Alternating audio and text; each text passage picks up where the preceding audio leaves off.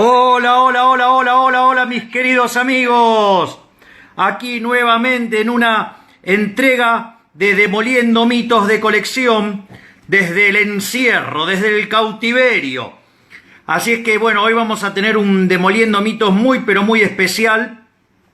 Para mí es un honor porque vamos a estar hablando sobre la obra de Keynes con uno de los economistas más brillantes de la Argentina y uno de los tipos que más sabe sobre Keynes sin dudas en Argentina. Por lo tanto, para mí va a ser un honor hablar con este colega que además es un gran amigo. Sepan, digamos, que claramente no solo es un gran economista, sino que además es una gran persona. Y bueno, ahora lo voy a empezar a buscar y en cuanto lo encuentre, digamos, vamos a empezar con este nuevo Demoliendo Mitos con un precio para el dólar paralelo de 120 pesos.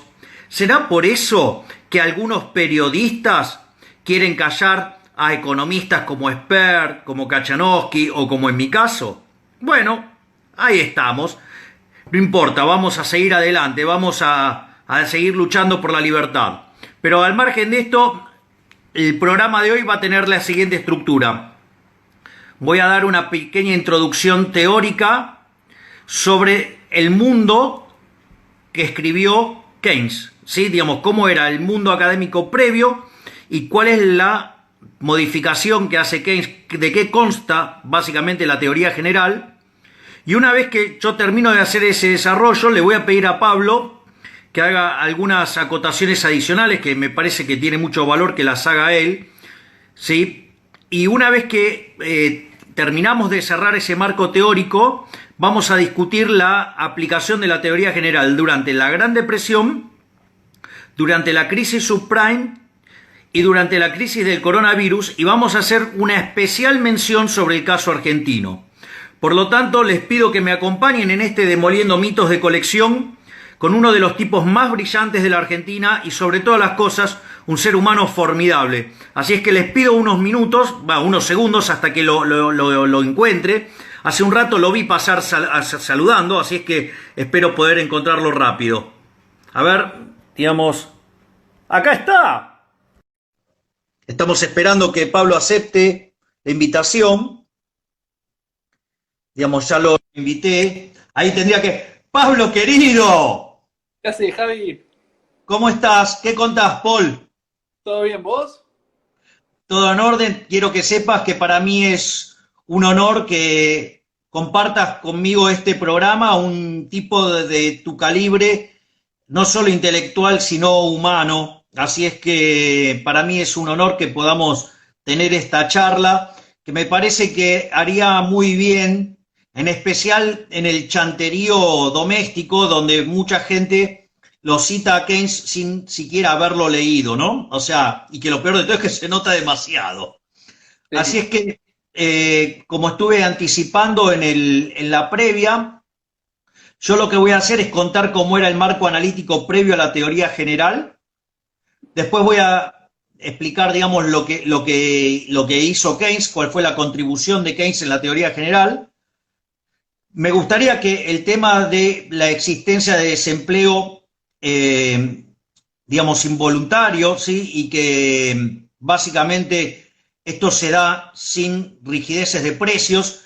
Si bien, digamos, los dos tenemos claro por dónde pasa esto, me gustaría que lo expliques vos porque me parece que sería más honesto intelectualmente hacerlo así, porque, digamos, es un tema que a mí me irrita bastante cuando aparecen los keynesianos bastardos diciendo que se genera desempleo en ese modelo con rigidez de precio. Así es que, en ese sentido, quiero hacer esa intro y después me gustaría que en las distintas partes de la nota vos hables sobre la interpretación de la Gran Depresión, ¿sí? Lo que es el caso de la crisis subprime y lo que tiene que ver con el caso de la actual crisis del coronavirus. Tengo un problema porque se me caen los mechones en los ojos. Es decir, estoy en momento de cortarme el pelo, porque viste que si se me cae el pelo sobre los ojos, no puedo leer, si no leo no facturo, entonces te imaginarás que es algo de vital importancia, pero con el encierro no puedo. Y quiero que cerremos con el tema del coronavirus, la lectura para el plano internacional y la lectura para el plano local. ¿Estamos ok? Perfecto, si me pierdo en algún momento me lo recordás porque en general tengo poca No, no, memoria. es que de eso me tengo que ocupar yo, quédate tranquilo, yo soy el que conduce el programa. Así que se supone que el orden, digamos, aunque parezca mentira, digamos, me voy a tener que encargar de eso. Que viste que a mí poner orden, esa cosa mucho no... Yo creo en el orden espontáneo. Así que bueno, lo que yo quiero, digamos, mencionar respecto a lo que es la contribución más conocida de Keynes, que es la teoría general de la ocupación, el interés y el dinero, no se debe evaluar al vacío, digamos, y en abstracto, sino que se tiene que comprender en la lógica bajo la cual fue escrito el libro y en el marco analítico que existía previo a la teoría general. Básicamente, previo a la teoría general había tres escuelas dominantes, que las tres derivaban también de lo que era el análisis ahorro-inversión de Wicksell, y que también en algún sentido Wicksell es un heredero de Hume, porque, digamos, básicamente el trabajo de Wicksell constaba de los mecanismos de los modelos ahorro-inversión más una suerte de teoría cuantitativa. Básicamente, estos modelos representaban el mercado de bienes por la interacción entre ahorro e inversión, y donde lo que se determinaba era la tasa de interés, donde la tasa de interés básicamente representa el precio relativo de los bienes presentes respecto de los bienes futuros. Por eso, digamos, el ahorro es una función creciente de la tasa de interés, porque representa el consumo futuro, y la realidad es que cuando la tasa de interés sube, implica que los bienes presentes están relativamente más caros respecto de los futuros, y eso lo que hace es que se sustituya consumo presente en favor del futuro. Por eso cuando la tasa de interés sube, el ahorro sube. En cuanto a lo que tiene que ver con la inversión, digamos, esa función decreciente en términos de la tasa de interés, cuando la tasa de interés baja significa que los precios futuros se están encareciendo respecto a los bienes presentes, y eso hace que las empresas tengan incentivo de pasar producción del presente al futuro, y eso básicamente se hace con la inversión. Por lo tanto, la interacción entre ahorro e inversión determinaba la tasa de interés, y que no es ni más ni menos que los precios presentes en términos de bienes futuros. Básicamente eso para el mercado de bienes, y lo que tiene que ver con el mercado monetario se trabajaba con una idea de la teoría cuantitativa. De ahí, de ese análisis wickseliano, surgen tres ramas. Están, digamos, la escuela sueca, la escuela de Cambridge, Inglaterra, donde está el primer Keynes, donde está el Keynes del Tratado sobre el Dinero, y, digamos, lo que es la escuela austríaca. En ese sentido, lo que tenía que ver con la escuela sueca, ellos trabajaban con la idea de los fondos prestables, la teoría de los fondos prestables, donde básicamente el problema que los aquejaba era la inflación. Entonces lo que decían era que los banqueros, ¿sí?, tendían a poner la tasa de interés demasiado baja para captar clientes, y de esa manera eso generaba un exceso de oferta en el mercado de dinero que, digamos, generaba inflación. ¿Por qué? Porque se generaba un exceso de demanda en el mercado de bienes. Respecto, digamos, al caso de Cambridge, Inglaterra, la cuestión era justamente la opuesta, era la idea de explicar la deflación. Recordemos que básicamente Inglaterra había salido de la guerra y a Churchill se le ocurrió poner el tipo de cambio en el mismo nivel previo a la guerra, cuando en realidad habían emitido un montón, habían generado un montón de inflación y querían volver al viejo tipo de cambio. Bajo esa situación, digamos, lo que se generó es una situación donde en Inglaterra el tipo de cambio estaba demasiado barato, eso generó un deterioro de las cuentas externas, se contrajo la cantidad de dinero, eso contrajo la demanda, y eso lo que hacía, frente a la rigidez de los precios a la baja, lo que generaba era el problema de la deflación, ¿sí? Y, digamos, el desempleo, básicamente. Y después estaba la escuela austríaca, digamos, impulsada por Ludwig von Mises, con la teoría del boom and bust, donde básicamente decía que la política monetaria que controlaba la tasa de interés buscaba fijarla debajo del nivel de equilibrio. Eso generaba un consumo presente muy alto, un nivel de inversión muy alto, eso ponía la economía a transar a precios falsos, y eso generaba que transitoriamente se producía por encima del nivel de equilibrio, es decir, fuera de la frontera de posibilidad de la producción, y así como se generaba el boost, en el futuro, cuando esos planes de inversión no se podían concretar en el mayor consumo, ahí venía la debacle. También es bueno mencionar que en todo esto había una serie de debates. Por ejemplo, una de las cosas que resuelve Mises es el problema de la dicotomía inválida. ¿Por qué? Porque las funciones de exceso de demanda del mercado de bienes son homogéneas de grado cero, es decir, dependen de precios relativos, y la teoría cuantitativa es homogénea de grado 1, es decir, entonces, ¿qué es lo que pasaba? Cuando ustedes duplicaban todos los precios relativos no cambiaban, no cambiaba el mercado de bienes. Sin embargo, la demanda de dinero volaba por el efecto del P por I el P por I, digamos. Entonces, ¿qué es lo que pasa? En ese contexto, digamos, la función de demanda de dinero es homogénea de grado 1 y al duplicar los precios se duplicaba la demanda de dinero. Y eso violaba la ley de Walras, porque si N menos un mercado está en equilibrio, el otro también lo tiene que estar, y ahí ustedes tienen un caso donde el N menos un mercado está en equilibrio y les queda uno con exceso de demanda. Eso es corregido por Mises metiendo el dinero dentro de la función de utilidad y lo deriva como una demanda más. Ese es, digamos, básicamente el marco analítico. Es más, lo que tiene que ver en el Tratado sobre el Dinero de Keynes en ese mismo marco señala el caso de los especuladores a la baja, ¿sí? Y en ese caso implica bajos precios de los bonos, implica alta tasa de interés, eso genera un exceso de oferta en el mercado de bienes que tiene un exceso de demanda en el mercado de dinero, y eso conducía a la inflación, y esa situación era lo que motivaba a Keynes. Y si los precios, digamos, mostraban algún tipo de rigidez a la baja, se generaba el desempleo.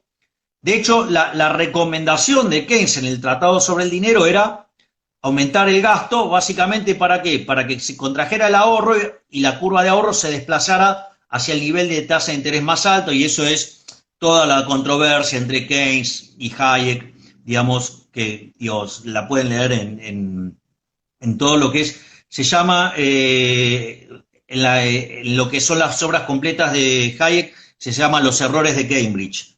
Y está ahí, digamos, no solo el debate, sino que está todo el intercambio epistolar.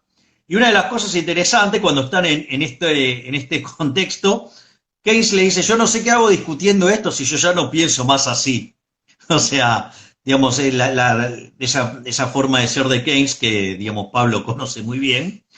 Y dado ese marco, lo que hay que entender es que en el caso de la teoría general se desarrolla un marco totalmente nuevo. El marco, es decir, digamos, hay un autor que se llama Leijonhufvud que dice que el tratado sobre el dinero más el ajuste de cantidades más las preferencias por la liquidez arroja la teoría general, o por decirlo de alguna manera, él adhiere por una teoría Z que dice que es el tratado sobre el dinero más el ajuste por cantidades, o que esta teoría Z que desarrolla Leijonhufvud es la teoría general menos la preferencia por la liquidez.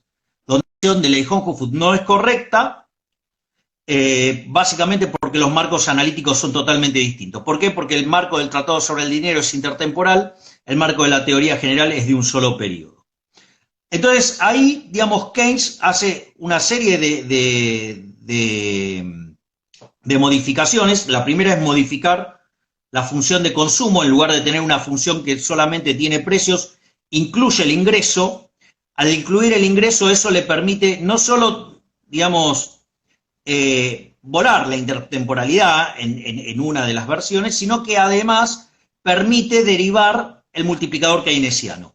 ¿Sí? Porque permite que si el consumo es una función del ingreso, ¿sí? Y esa función es estable, entonces, digamos, uno puede, y de hecho es una representación lineal, uno puede, digamos, despejar, digamos, el ingreso y con eso derivar el multiplicador. Entonces le queda un factor K, ¿sí? Por I, digamos, y eso le da el multiplicador.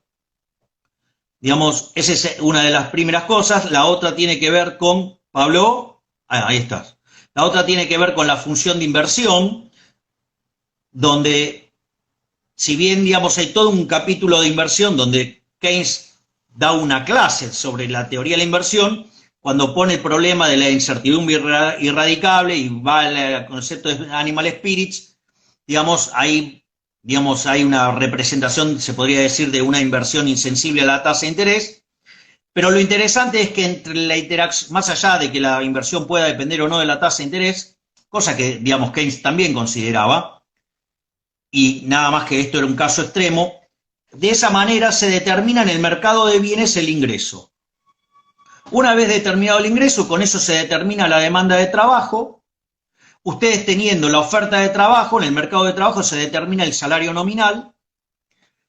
En el mercado de dinero se decide determinar por la interacción de oferta y demanda la tasa de interés, que es lo que permite vincular con el resto del sistema, y el nivel de precio se determina como un markup sobre los costos. O sea, básicamente eso es como funcionaba el modelo.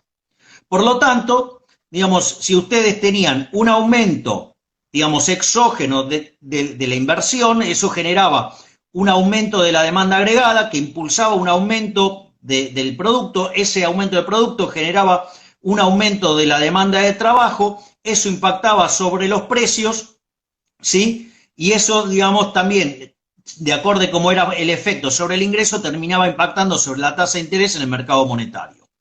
Básicamente esa es la historia, digamos, teórica, por decirlo de alguna manera.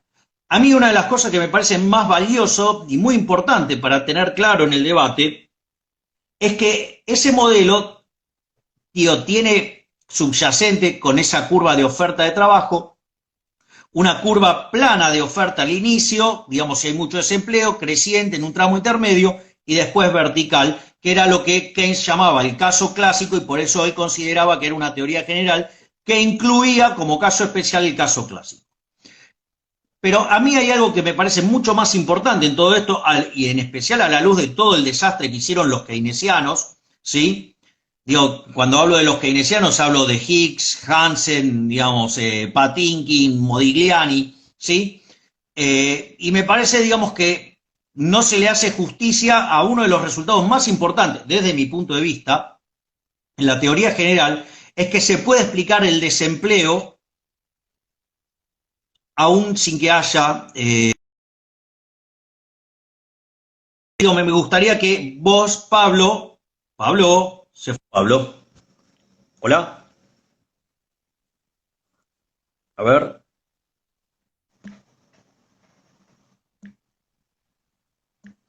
Estamos tratando de recuperarlo a Pablo. A ver. Pablo. A ver.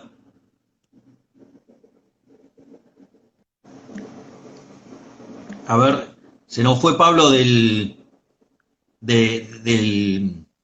a ver si lo puedo llegar a ver. Mientras tanto yo voy a estar explicando lo que le estaba pidiendo a Pablo, que tiene que ver con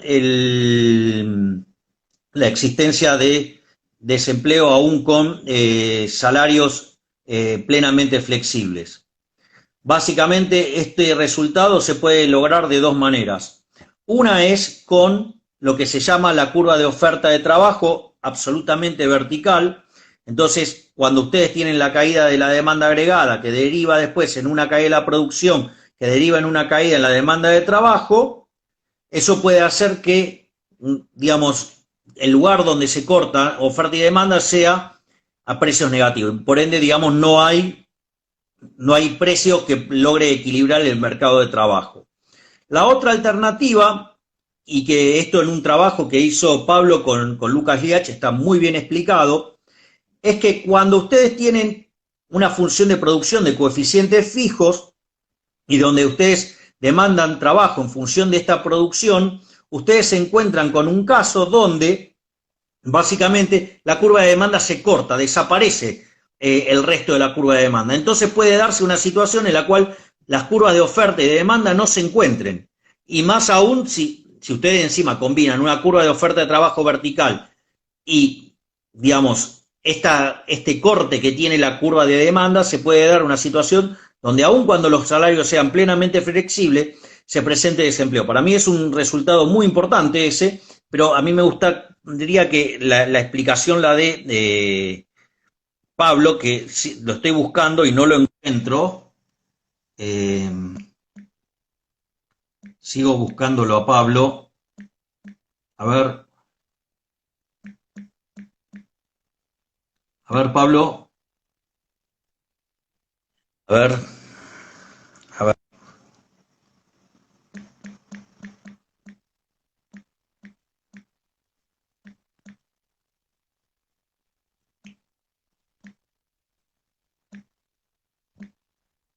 a ver si lo encuentro. No sé, estoy tratando de ver si aparece Pablo en algún momento, digamos que se nos fue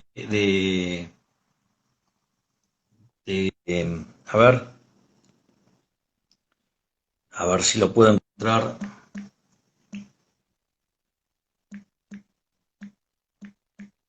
Bueno, les pido disculpas, pero no lo estoy encontrando a Pablo. A ver, a ver. Hola, a ver si alguien lo ve pasar a Il Broncino. A ver si aparece Pablo de una vez. Pablo.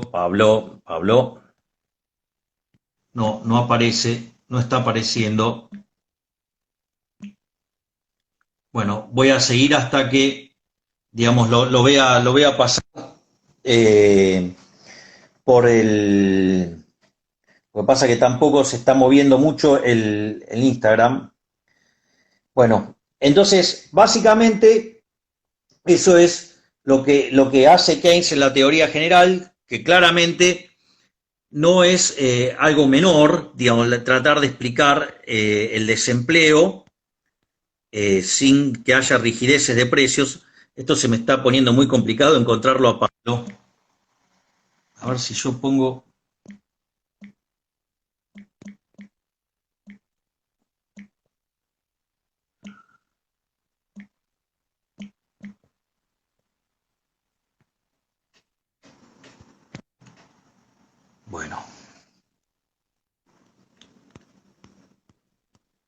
Bueno, no sé qué pasó, pero digamos, no puedo encontrarlo a Pablo. Pablo, si estás por ahí, te pido por favor que me escribas, así te veo y te vuelvo a invitar al, al Instagram. Bueno, en el mientras tanto, básicamente la idea es que cuando Pablo venga y vuelva a reinsertarse en este Instagram, la idea sería básicamente explicar esto de que existe desempleo, digamos, sin rigidez de precios a la baja. Y también es muy interesante algunas cuestiones que plantea en términos de expectativas y de política económica. Y después lo que vamos a hacer es discutir lo que tiene que ver con la Gran Depresión.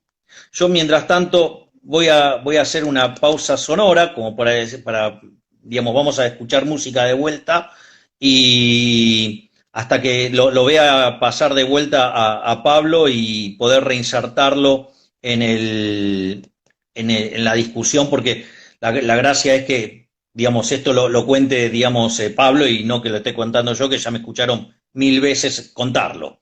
Así es que la idea es que tratar de ver que pase Pablo y volver a invitarlo al programa y que básicamente podamos tener esta charla con, con un especialista en el tema y que vale la pena tener esta charla desde alguien que sabe de esto en serio. Así que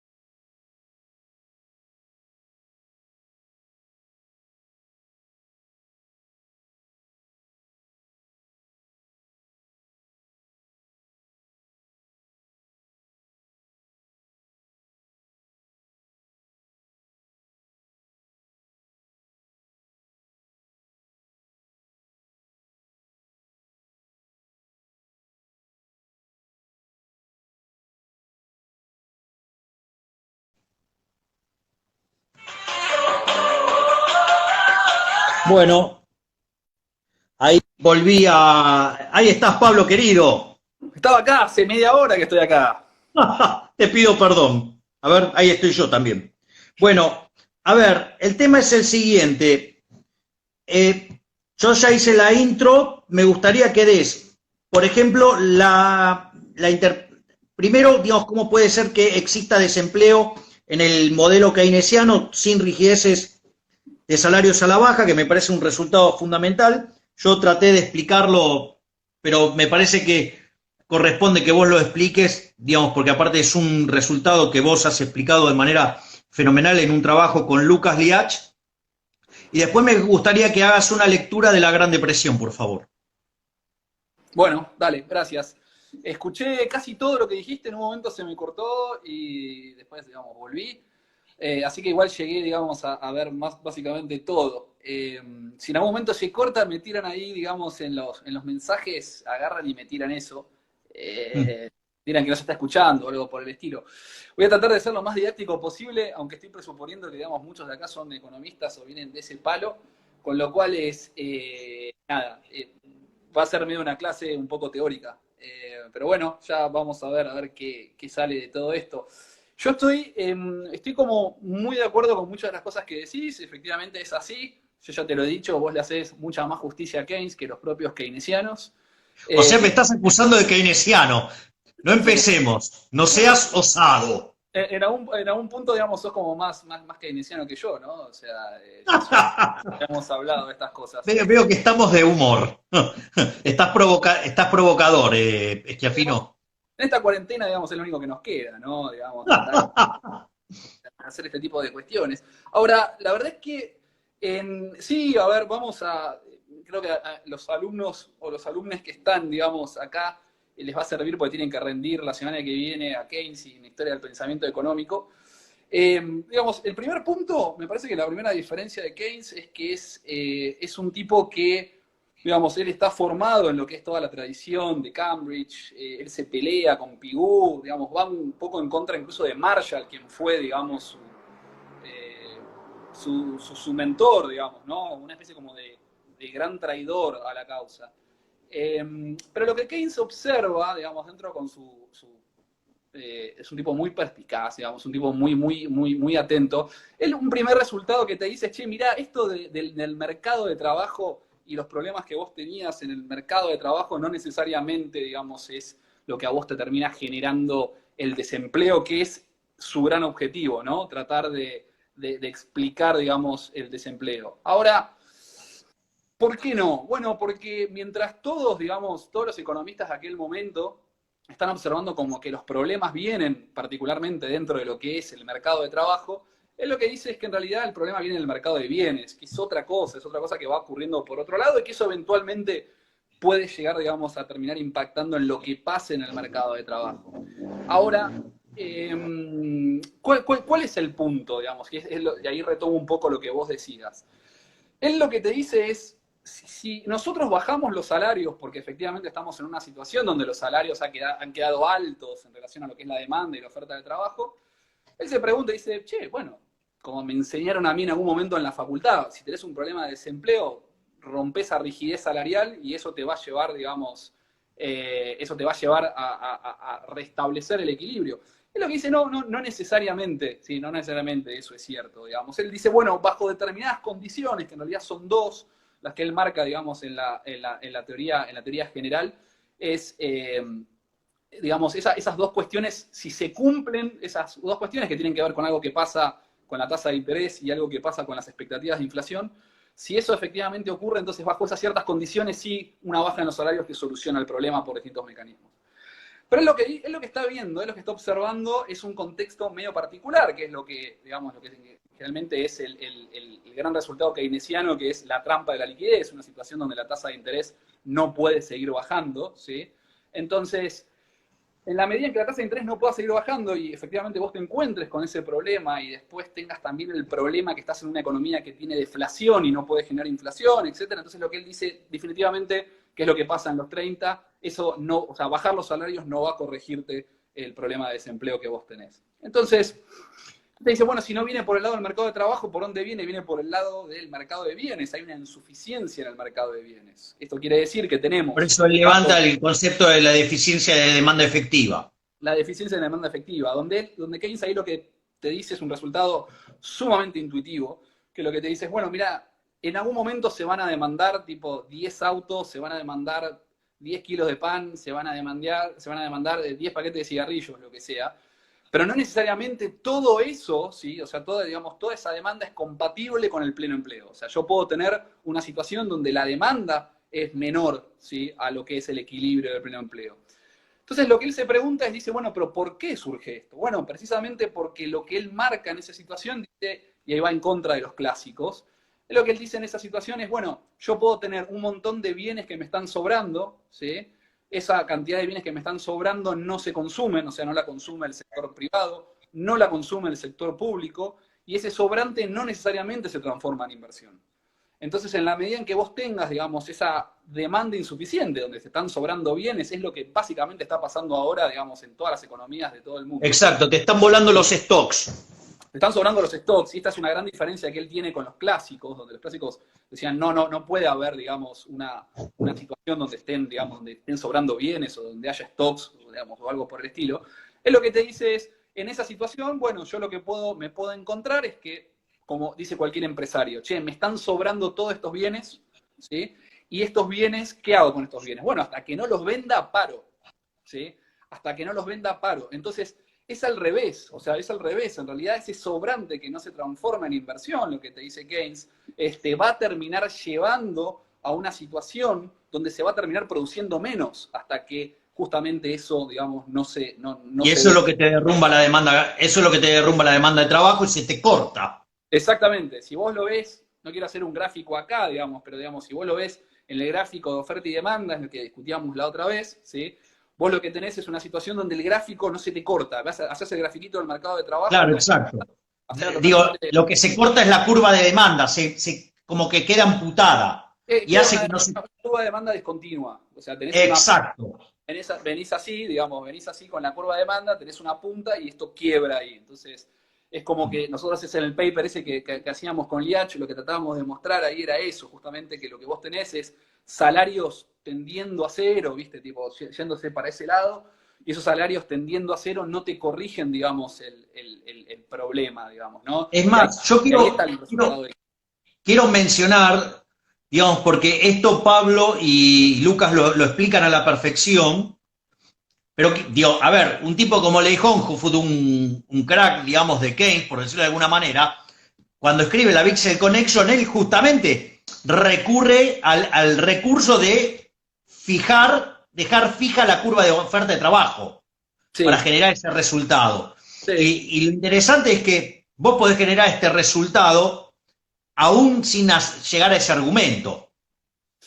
Vos podés generar eso, exactamente, sí, nosotros lo que demostramos... Porque esa discontinuidad de la curva de demanda te genera un problema de novela. Eso está mal también, digo, o sea, eso es, digo, en la tradición keynesiana, de los post-keynesianos, digo, eso también está mal, digo, entre los millones de resultados de los keynesianos, digo, agarrá, tipo, estamos en Instagram privado, nadie va a escuchar esto, no pasa nada, pero digo, agarrá a un tipo como Mankiw, digamos, o Blanchard, digamos, herederos de lo que son la tradición neo-keynesiana. Ellos laburan un tipo de keynesianismo que no es el de Keynes, que es el keynesianismo de las rigideces nominales, por así decirlo. Exactamente, exactamente, que es trabajar en rigideces del mercado de trabajo, rigideces en el mercado de bienes, rigideces en el mercado, digamos, de crédito, o fallos de coordinación, justamente ¿para qué? Para generar esa rigidez dentro del funcionamiento del sistema. Sí, estamos totalmente... Exacto. O sea, el truco es un truco matemático, ¿viste? O sea, es un truco matemático, es agarrar un sistema de ecuaciones walrasiano y simplemente imponerle a una de las variables endógenas que no puede ser lo que el sistema te está pidiendo. Entonces, claro, exacto. Es un truco, digo, es un truco. Obviamente, estoy de acuerdo. Y el Keynes, digamos, el único Keynes donde vos vas a escuchar un Keynes hablando de las rigideces nominales es el Keynes de 1924, que escribe tipo un paper, un equivalente de paper en ese momento, que es básicamente escribir sobre un potencial problema que puede tener las rigideces en el mercado de trabajo, que es un paper que se lo dedica a Churchill, básicamente. Claro. pero después, digamos, en lo que es la teoría general, si vos, digamos, la gente que más o menos se ha tomado por lo menos la molestia de leer la teoría general, aunque sea 6 capítulos, no mucho, no vas a encontrar en ningún lugar ese resultado, digamos. Entonces, pero por eso, hago bien en enojarme cuando me aparecen estos pelotudos que se llaman keynesianos y hablan de la rigidez del mercado laboral. Y bueno, y también después tenés los que te dicen que los famosos gráficos de Keynes, que digamos, el Keynes no tenía un gráfico, creo. Bueno, vos sabés que ese gráfico de la teoría general lo puso a instancia del requerimiento de Kant. Claro. Sí, Digamos, Keynes no lo quería poner.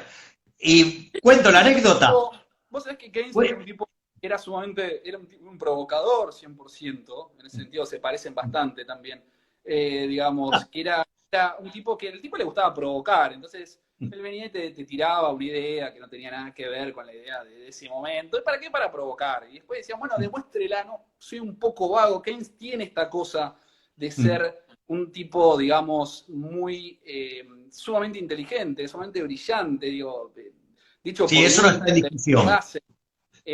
Que al mismo tiempo dicen, che, pero este flaco, o sea, en vez de hacer teoría económica como estaba haciendo Pigou, estaba en los cabarets de Londres, digo, era un tipo sumamente amigo de la noche y de todo ese tipo de cosas, tipo vago. Pero lo que tiene Keynes en la teoría general, y eso me parece que es el punto, digamos, fundamental, él tiene como 2 grandes argumentos. Primero de que vos se lo preguntás a cualquier macroeconomista contemporáneo y no te lo sabe responder, o te da la respuesta obvia, que es decir, bajan los salarios, eso inmediatamente soluciona el problema. Y él trata de mostrarte eso, que con perfecta flexibilidad de los salarios vos podés tener un problema de ese tipo de insuficiencias. Ahora, hay otro punto, digamos, interesante ahí, ¿sí? Espera que ahí se me congeló el video, no sé si... Sí, pero seguí hablando porque se te escucha bien igual. A ver, ahí estás, dale. Dale, habla tranquilo que se te escucha bien. Va, yo te estoy viendo sin problema. ¿No me escuchás? Ay. A ver, Pablo, ¿me escuchás? A ver, vos hablá, seguí hablando.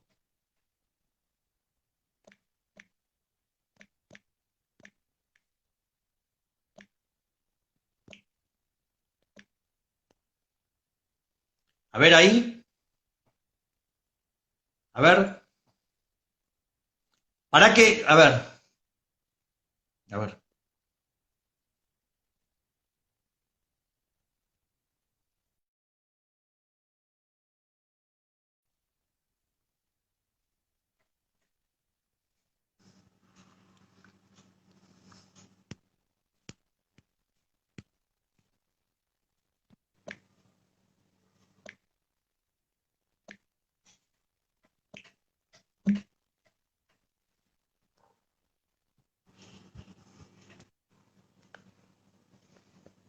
A ver, lo estoy buscando a Pablo de vuelta que se nos acaba de desconectar. Ahí está.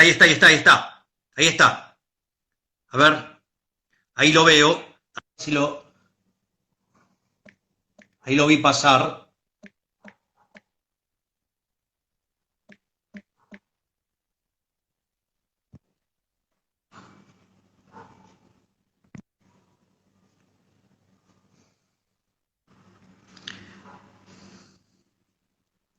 A ver, tratando de buscarlo.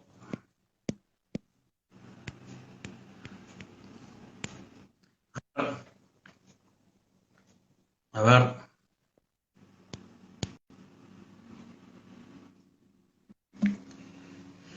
Qué difícil que se hace con las conexiones. Bueno.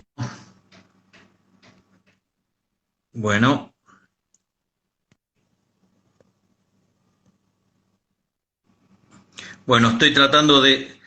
Yo te estoy viendo, Pablo. A ver si... Ahí va de vuelta. A ver si va. Ahí a ver si agarró. Ahí estás. Ahí está. Sí, ni conexiones quedan en este país. No sé si soy Sí, yo. no, digo, está claro. A ver, vayamos con la lectura de la Gran Depresión, por favor, Pablo. Digamos, y digamos, lo que es la interpretación Friedman y Schwartz, que es básicamente la explicación convencional, y digamos, lo que ha dado, digamos, como resultado en los estudios de neokeynesianos, como el caso de Cristina Romer, por favor. Pero ¿cuál es la pregunta? No, que des la explicación, digamos, que le expliques a nuestra audiencia básicamente la lectura sobre la Gran Depresión, por favor. Sí, o sea, la verdad es que hay una lectura respecto a que en realidad en el fondo las ideas de Keynes no se aplicaron en lo que fue los años 30. Estados Unidos empieza a salir de la Gran Depresión cerca del año 32, básicamente con la política monetaria. A través de una política monetaria sumamente expansiva que pone la tasa de interés muy cerca de cero y luego a través de seguir haciendo política monetaria que empezó a cambiar las expectativas de inflación, que es un poco, digamos, el argumento de Romer ahí. Lo cual es que, en definitiva, lo que te está diciendo ahí es que ese gran punto keynesiano, que es el gasto público, que en realidad es eso, digamos, el gasto público es el empuje, digamos, de la demanda agregada, no necesariamente es algo que tenga que ser, digamos, se tenga que aplicar como para salir. Los keynesianos más ortodoxos lo que te dicen es, si vos te fijás a Estados Unidos en los 30, Estados Unidos termina de salir de la crisis del 29 con el estallido, digamos, de la Segunda Guerra Mundial. O sea, ahí arranca, digamos, la gran salida, digamos, de la depresión. Con lo cual, en definitiva, es un tema de velocidades. O sea, lo que yo creo que termina pasando es que el gasto público a vos te da como un acelerador. Ya sé que no crees en esto, pero digamos, a través de los multiplicadores y todo ese tipo de cuestiones, donde vos podés resolver una situación como la de la crisis del 30 o la crisis del 2008 en muy poco tiempo si vos aplicás gasto público.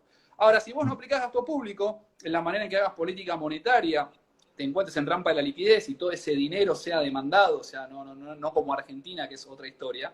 Entonces, en ese caso, vos te podés encontrar en una situación donde la política monetaria puede ya ser suficiente. Ejemplos tenemos. En el 30 la economía empieza a salir, ¿sí?, con la política monetaria, y en el 2008 Obama, no sé si la gente lo sabe esto, Obama ajustó el gasto. Obama fue ortodoxo en términos fiscales. Hizo una política monetaria sumamente expansiva con una contracción del gasto público. El gasto público hace, digamos, un movimiento descendente. Y a Trump lo agarra, Trump cosecha, digamos, todos los beneficios de esa política monetaria sumamente expansiva. Está el debate ahora, digamos, pero si querés lo dejamos para más adelante, está el debate ahora si con eso te alcanza en la crisis esta de ahora, ¿sí? Si con la política monetaria te alcanza a empapelar todo esto. El punto que a mí me parece sumamente importante ahí es que si bien Keynes decía o desconfiaba un poco de la política monetaria como herramienta efectiva para solucionar un problema de crisis, lo que me parece bastante importante ahí es que yo reconozco, en realidad reconozco por haberlo estudiado, nada más que por esto, como un punto de coincidencia muy alto entre Friedman y Keynes.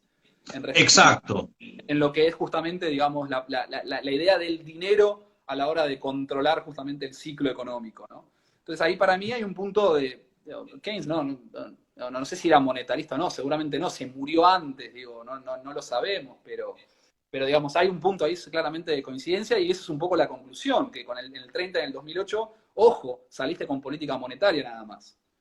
Claro, ese es el punto, ¿no? Porque el gran argumento de Friedman, ¿sí?, que es el que surge del libro con Anna Jacobson Schwartz, que es la historia monetaria de los Estados Unidos, en el capítulo 7, la gran contracción del 29 al 33, lo que dice Friedman es que el problema fue de índole monetaria. Vos tuviste una corrida, la gente se espantó, la velocidad cayó un 25% y la Reserva Federal, en lugar de expandir la cantidad de dinero, contrajo. Y eso generó un desastre. Sí. Es decir, y a mí, digamos, viste que ese libro, digamos, ese capítulo fue tan importante que se volvió un libro. Hoy es un libro que es de Great Contraction. Sí, claro. Y una de las cosas que es la diferencia entre el libro original y el capítulo original y este libro, que es ese capítulo 7, es que tiene el gráfico con todas las variables. Por eso me resulta muy irritante la posición de los keynesianos. Cuando hablan de Keynes, se hablan de la rigidez de los salarios a la baja. Porque justamente una de las cosas que vos ves en todos los gráficos es que los precios se hacían pelota, que se hacían pelota los salarios.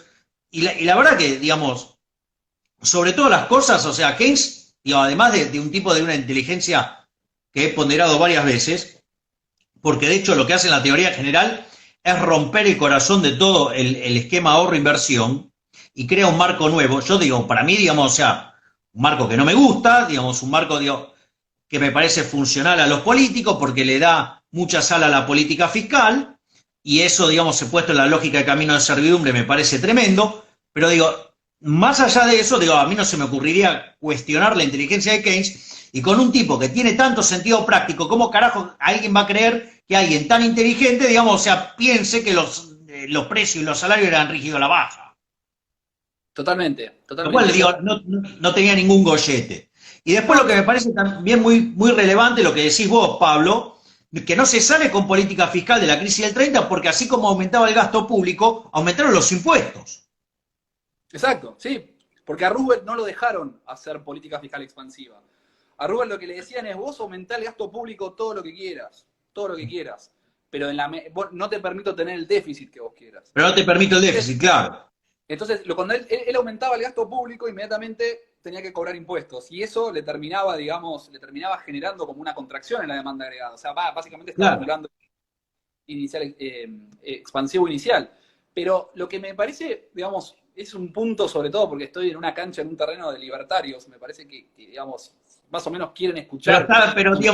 Pero está bajo el rótulo de amigo, así que, digamos, nadie te va a maltratar. Entonces me van a tratar bien. El punto es, una cosa fue Keynes y después otra cosa fue todos los políticos que vinieron en la Europa de posguerra, que se adueñaron de las ideas de Keynes y las llevaron, digamos, para su molino, esa es otra cosa. Keynes no ve en el gasto público una forma de crecimiento. Keynes no ve en impulsos en el gasto público de digamos, liderando la demanda a través del gasto público. Keynes lo que ve es, dice, en una situación particular de trampa a la liquidez, que es un caso muy específico, el gasto público te puede servir rápidamente para restaurar el equilibrio de pleno empleo. ¿Viste? Para que salgas más rápido. Para que salga más rápido. Entonces, vos no tenés tiempo, ¿viste? Vos te morís mañana. ¿Viste? Keynes, el futuro no le importa. Es algo muy Claro, característico. obvio. Entonces dice, bueno, vos ya no te digo, ¿cómo solucionamos esto? ¿Viste? Sí, bueno, las consecuencias económicas de nuestros nietos es un problema de nuestros nietos, ¿viste? Eso a mí, ¿qué me interesa? A mí me interesa el presente, me interesa la hora. Entonces lo que Keynes te dice es simplemente buscar alguna manera en la cual vos tenés 25%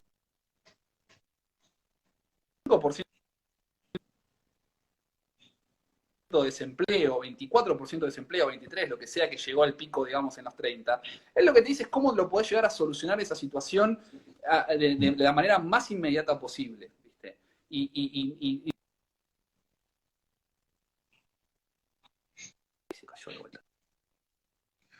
A ver, dado que estamos cerca del cierre del programa, me gustaría que hagas una lectura, digamos. ¿Me escuchás? ¿Me escuchás? A ver, Pablo, ¿me escuchás o no? ¿Qué está pasando? A ver, otra vez tenemos problemas de que se volvió a cortar. ¿No se me escucha? A ver si hago así. ¿Me escuchás ahora, Pablo? A ver. Bueno, a ver, trata de hablar, a ver si se escucha.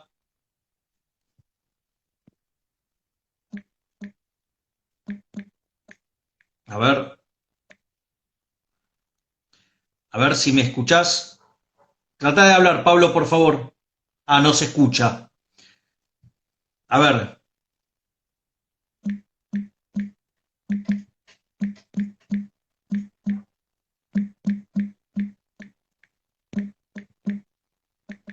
A ver.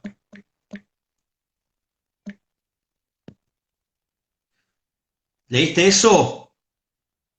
A ver.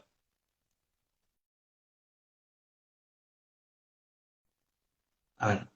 A ver. Ahí está, a ver. A ver, cuando te veo.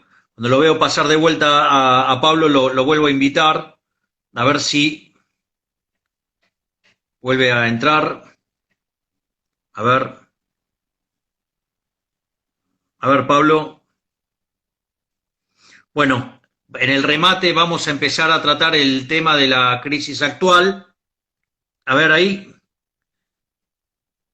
está. Ahí está de vuelta. A ver, Pablo, ¿me escuchás? ¿Me escuchás ahí, Pablo? Sí. Sí. Dale, me gustaría que hagas la lectura de la crisis actual y el uso del manual keynesiano de Keynes para la crisis actual en Argentina. Esa es buena, esa es fácil, esa es fácil. El tema es, bueno, es lo que yo les digo a los chicos en clase, digo, o sea, no, digo, Keynes estaba pensando en una economía, digo, como la de Inglaterra, como la de Estados Unidos, no tiene nada que ver con nosotros. Keynes muestra, digamos, Keynes muestra un resultado que es que inclusive en una trampa de la liquidez vos podés emitir sin generar inflación. Claro. Y te sirve para eventualmente, estarás de acuerdo o no, pero te puede servir para financiar el gasto público, que es lo que vos querés, hacer, digamos, ¿no? Claro. ¿Qué pasa si vos haces esto en Argentina? Digo, en Argentina, ¿no? El que te dice que es keynesiano no está siendo patriota. Digo, digamos, hacer keynesianismo a la forma de Keynes en Argentina es literalmente agarrar un arma y pegarte un tiro, digamos, en el pie, para no decir otro lado. El tema claro. digo, en Argentina sube el gasto público, nos sube el riesgo país, somos una economía que cuando estamos abierta y dependiente de los capitales, eso nos juega en contra. Si queremos hacer emisión, las expectativas de la gente se empiezan a formar de una manera donde empiezan a anticipar esa emisión y los precios ya empiezan a subir, porque en Argentina no hay demanda de dinero. O sea, ese es el problema. Ese es el gran problema. Entonces, en Argentina todo esto no sirve. O sea, ese también es el punto, ¿no? Digo, en Argentina, digamos, vos tenés que ver a Keynes como un gran estabilizador de lo que son las economías desarrolladas. O sea, digamos, como lo que es la economía de Estados Unidos y lo que es la economía, en su caso, digamos, la economía del Reino Unido. Entonces, digo, ¿por qué las recomendaciones keynesianas le funcionaron a Bernanke en todo caso? ¿Y por qué le pueden llegar a funcionar a la Fed ahora? Porque Keynes que digamos que son las mismas de Friedman en la historia monetaria, ¿no? O sea, digo, se te cayó la velocidad, emitía mansalva. Digo, la velocidad te cayó 75% en la subprime, digo, medido por la regla de McCallum. Y, digamos, entonces vos tenías que triplicar la cantidad de dinero, si no te ibas a un desastre. Sí, totalmente. Y el punto me parece que es, digamos, decir o convencer para que Keynes le funcione todo lo que él dice que hay que hacer. Hay un supuesto fundamental atrás de toda la teoría de que cuando vos empezás a hacer la política fiscal y monetaria expansiva, la demanda de dinero es totalmente horizontal. Claro, tienes demanda de dinero y gente que quiere tener más. Exacto. A vos digo, no hace falta que lo diga yo, o sea, cuando vos acá llenás todo el mercado de pesos, ¿qué pensás que va a pasar? Digo, hoy me acaba de llamar un familiar y me acaba de decir, che, acabo de cobrar tanta plata en pesos. Claro. Bueno, otra vez se nos está desconectando Pablo, o sea, obviamente estamos con unos problemas de conexión fenomenales, estamos terminando el programa. Sí, Pablo, por favor, seguí. Acá estoy. Sí, por favor, mete el remate porque estamos terminando el programa. No, simplemente es eso, tipo que vos acá lo que tenés es, al no tener demanda de dinero, todos los supuestos, digamos, de la teoría keynesiana acá en Argentina no se cumplen. Y eso se va a cumplir, digamos, en la manera en la cual vos sí tengas un margen que tiene Estados Unidos, que tiene la Unión Europea, que tiene Japón, incluso que tienen los chinos, o sea, con esa claro. mezcla esa mezcla rara que es China, que nadie entiende qué es. Entonces, nada, es eso, digamos, no sé cuánto se entendió, pero digamos, ese es un poco el punto. No, pero digo, yo creo que la reflexión que podemos hacer es, mira, vos para poder hacer a poner en disputa el keynesianismo, por lo menos tendrías que tener acceso al mercado de deuda, cosa que Argentina no tiene, Totalmente, y tendrías que tener una demanda de dinero que es una roca, totalmente. y que en situaciones donde la gente se asusta, te aumenta la demanda de dinero, que es lo que pasa en Estados Unidos. Totalmente. O sea, por eso, digo, déjame agregarte esto. Sí, Yo por no creo, favor. pero digamos, el día de mañana, si se arma tipo una corrida contra el dólar y la gente empieza a correr a favor del Bitcoin o del oro o lo que sea, digo, al carajo todo, digo, o sea, al carajo Claro. todas las políticas keynesianas. Entonces, por eso digo, Keynes lo tenía claro. La novedad de Keynes está en marcar un punto, como una especie de falla dentro de lo que es la teoría clásica y dar la vuelta con todo este tipo de cuestiones. En el fondo, Keynes tiene una matriz de pensamiento que es la del pensamiento clásico. ¿Se entiende? No, está claro, o sea, pero por eso, a mí, digamos, lo que me parece relevante, que es Keynes para Argentina, no, ¿sí? Ujú. Y Sí. dos, la gran mayoría de los tipos que se llenan la boca hablando de Keynes y sobre Keynes y Keynes esto y Keynes lo otro, hacerlo en el caso Argentina es casi propio de un piromaníaco. Sí, totalmente. Es Estoy de decir, acuerdo con eso. entonces, si bien yo reconozco que yo tengo una posición tomada y que no es la posición, digamos, keynesiana, pero digo, tampoco, digamos, que se bastardee el nombre de Keynes con estas bestias que ni siquiera lo han leído.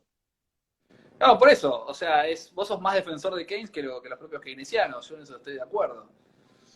O sea, porque en el fondo, digamos, por eso a mí me parecía valiosa esta charla entre nosotros, para que vea que la gente, que un keynesiano que entiende de Keynes, no anda proponiendo las estupideces que me puede proponer, no sé, digamos, un Marcó del Pont, Culfas, Banoli, Fernanda Vallejo, digamos, Paula Español, digamos, Guzmán, digamos, o cualquiera de estas bestias. O también, digamos, dulce de leche, ¿no? El Bueno, hombre de los gráficos de Keynes. sí. Bueno, Keynes decía que todo, y lo podemos aplicar a los economistas, en definitiva, digamos, todo político termina siendo víctima de algún economista muerto. Digamos, a Keynes lo que terminó pasando es que Keynes terminó siendo víctima, se murió, no se pudo defender y terminó siendo víctima de todo lo que vino después, que no sé cuánto tenía que ver con las cosas que él efectivamente estaba diciendo. ¿Viste? No, Bueno, vos sabés no sé que cuánta hay gente puso una la... anécdota que están. Vos sabés que hay una anécdota de Keynes y Hayek 10 semanas antes de que Keynes muera. Y una de las cosas que le decía a Hayek a Keynes es, che, Maynard, ¿no te parece que se te está yendo un poco la mano con esto? Y dice que Keynes le dijo, no, vos no te hagas problema, que cuando esto se complica, y con un chasquido de dedos así le dijo, yo les doy vuelta la opinión a todos. Y lo que dice Hayek es, pero después se murió. Y digamos, y esto nunca, digamos, terminó siendo aclarado. Obviamente que, puesto en las palabras de Hayek, esto, digo, algunos cuestionan que haya dicho o no eso, por decirlo de alguna manera, pero digo que en el fondo está mostrando lo que vos decís, o sea, seguramente, ahora lo voy a poner en términos Milei, digamos, si Keynes lo agarra a Kicillof, a Augusto Costa, a Álvarez Agil, los caga patadas en el orto, para ser educados. ¿No me escuchás?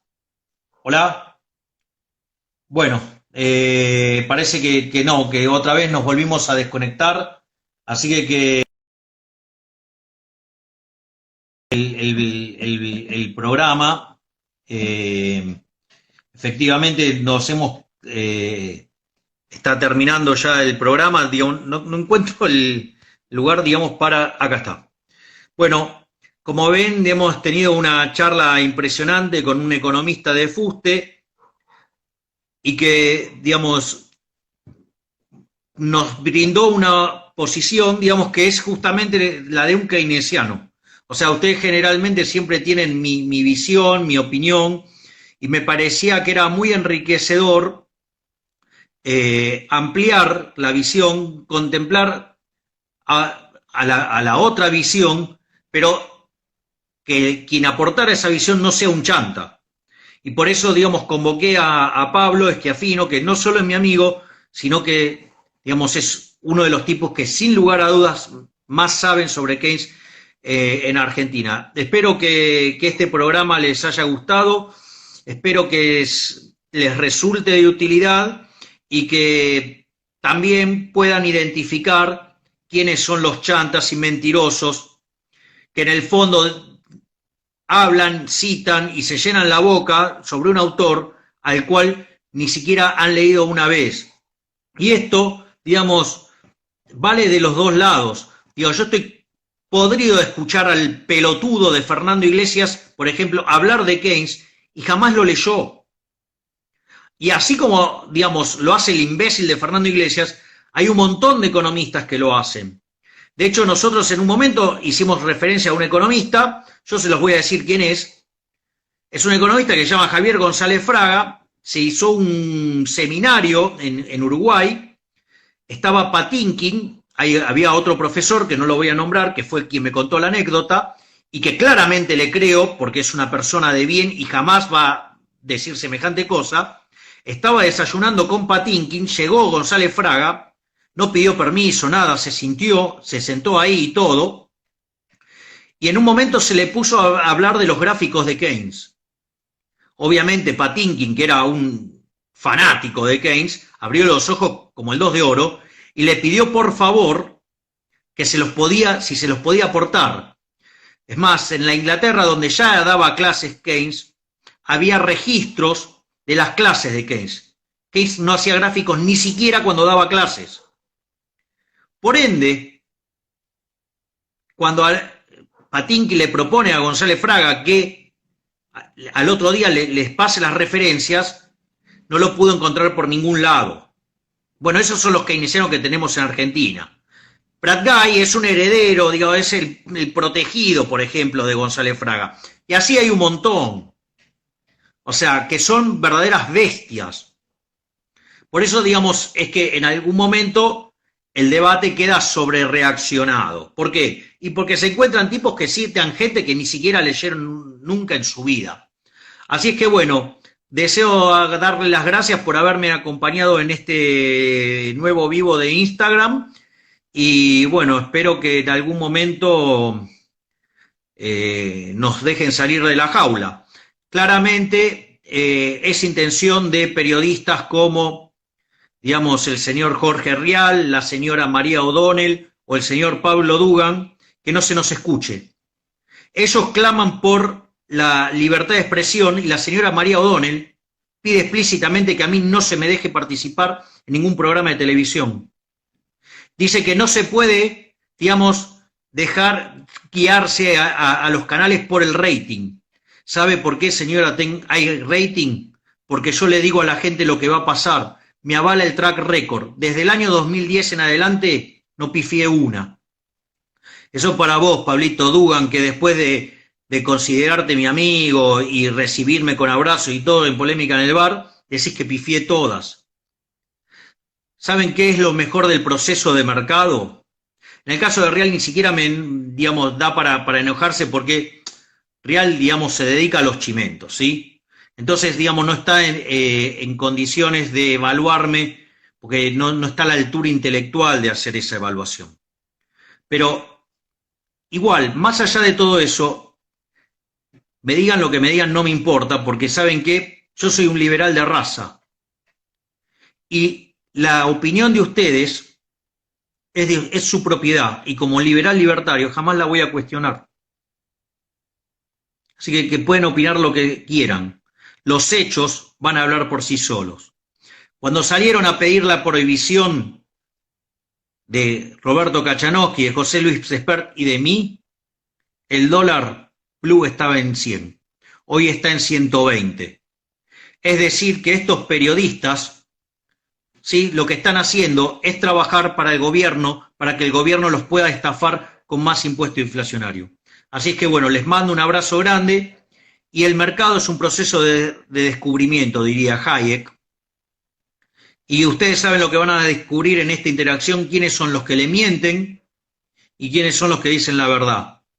Pero sorprende que en un país, digamos, los grandes defensores de la libertad de expresión llamen a la censura. Así es que bueno, les mando un abrazo grande y como corresponde, la arenga libertaria. ¡Viva la libertad, carajo!